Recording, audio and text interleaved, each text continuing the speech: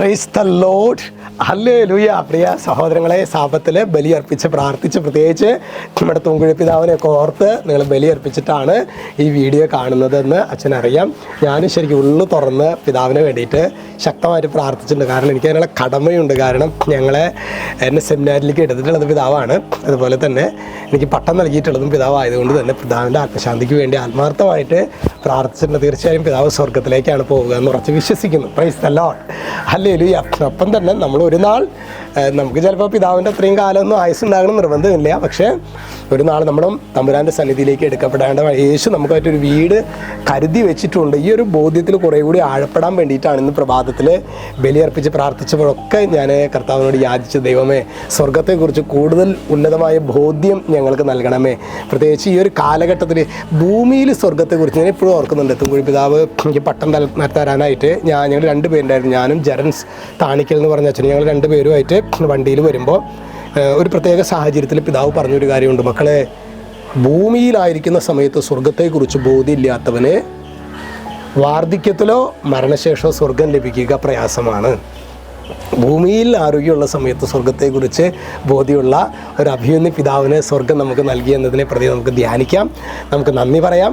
ഒപ്പം തന്നെ നമ്മുടെ ജീവിതത്തിൽ സ്വർഗത്തെക്കുറിച്ചിട്ടുള്ള ഈ ഒരു ഭൂമിയിലായിരിക്കുമ്പോൾ തന്നെ ആരോഗ്യമുള്ള കാലത്ത് സ്വർഗീയമായ ബോധ്യങ്ങളിൽ ആഴപ്പെടാൻ വേണ്ടി നമുക്ക് പ്രാർത്ഥിക്കാം, പരിശ്രമിക്കാം. Praise the lord. അത് പരിശുദ്ധാത്മാവ് നമ്മൾ ആഗ്രഹിക്കുകയാണെങ്കിൽ പരിശുദ്ധാത്മാവ് ഈ ഉത്തമ ബോധ്യം നമുക്ക് തരും. ഹല്ലേലൂയ. ഇന്ന് നമ്മൾ ധ്യാനിക്കുന്നത് ബാറൂക്ക് പ്രവചനം 4:6. അവിടെ വചനം പറയാണ്, നിങ്ങളെ ജനതകൾക്ക് വിറ്റത് നശിപ്പിക്കാനായിരുന്നില്ല, ദൈവത്തെ കോപിപ്പിച്ചതിനാലാണ് നിങ്ങളെ ശത്രുകരങ്ങളിൽ ഏൽപ്പിച്ചത്. അതായത് നിങ്ങളെ ജനതകൾക്ക് വിറ്റത്. ചിലപ്പോഴൊക്കെ നമുക്ക് തോന്നും, അയ്യോ ആകെ പ്രശ്നങ്ങളും ബുദ്ധിമുട്ടുകളും. ശരിക്കും ദൈവം, പ്രിയ സഹോദരങ്ങളെ, നമ്മളിങ്ങനെ കണ്ടാൽ മതി, ദൈവത്തെ കോപിപ്പിച്ചതിനാലാണ് ഇതിനേക്കാൾ ഉപരിയായിട്ട് ദൈവം നമുക്കൊരു ട്രെയിനിങ് തരികയാണ്. അതായത് ഒരു എടാകൂടത്തിലേക്ക് നമ്മൾ അങ്ങോട്ട് പിടിച്ചു നിർത്തും. എന്നിട്ട് പറയും, അങ്ങോട്ട് നീ എന്നെ വിളിക്കടാ മോനെ, നീ ഒരു പ്രതികൂലത്തിൽ എന്നെ വിളിക്കേ.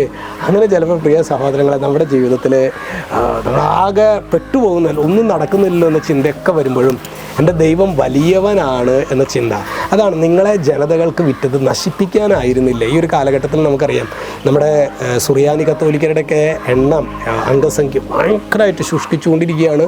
ഉള്ളവർ തന്നെ പുറത്തേക്ക് പോകുന്നു.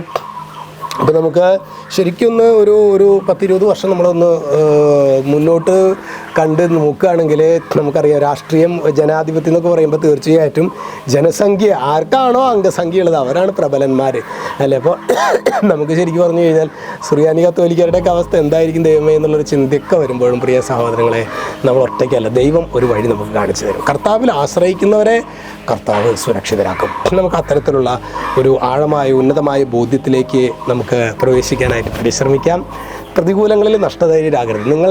നിങ്ങളെ ജനതകൾക്ക് വിറ്റത് നശിപ്പിക്കാനായിരുന്നില്ല. ശരിയാണ്, നമ്മുടെ ജനതകൾക്ക് വിറ്റത് പോലെയാണ് അത്, പക്ഷെ നശിപ്പിക്കാനല്ല. ദൈവം നമ്മെ പടുത്തുയർത്തും. ഒറ്റ കാര്യമുള്ളൂ, നീ കർത്താവിൽ ആശ്രയിക്കണം. Price the Lord.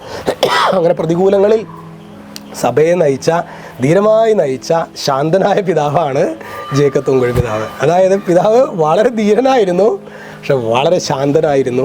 നമുക്ക് ആ പിതാവിനെ ഓർത്ത് നമുക്ക് ദൈവത്തിന് നന്ദി പറയാം. ഒപ്പം തന്നെ നമ്മുടെ പ്രതികൂലങ്ങൾ അതിജീവിക്കാൻ വേണ്ട കൃപയ്ക്ക് വേണ്ടി നമുക്ക് പ്രാർത്ഥിക്കാം. ഈശോ എല്ലാവരെയും സമൃദ്ധമായിട്ട് അനുഗ്രഹിക്കട്ടെ, ഇപ്പോഴും എപ്പോഴും എന്നേക്കും. ആമേൻ.